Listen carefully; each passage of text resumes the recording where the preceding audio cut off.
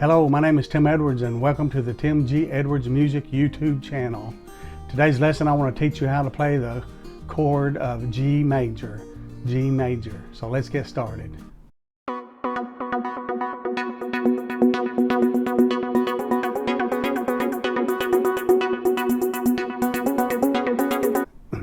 Okay, to play G major, you want to take your first finger and place it on string number 5 on the 2nd fret. Take your second finger and place it on string number 6 of the 3rd fret. And then take your third finger and place it on the 2nd string of the 3rd fret. And then your little finger or 4th finger on the very first string of the 3rd fret. And then you want to strum all strings. Strum all strings. This is G major. Now another way to play G major is lift off on your 3rd finger and strum all strings as well. But by placing your 3rd finger on string number 2, that makes a D note.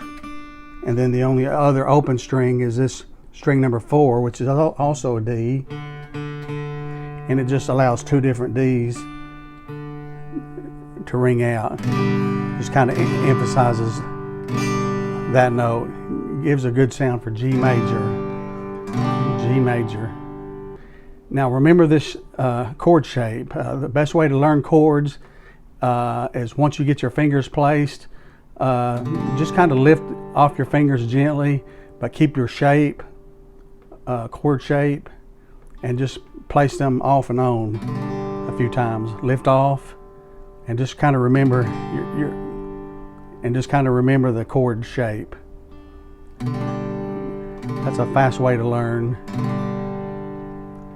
Okay, to review again, your first finger is placed on the 5th string of the 2nd fret. Finger number 2 is placed on the 6th string of fret number 3. Finger number 3 is placed on the 2nd string of fret number 3.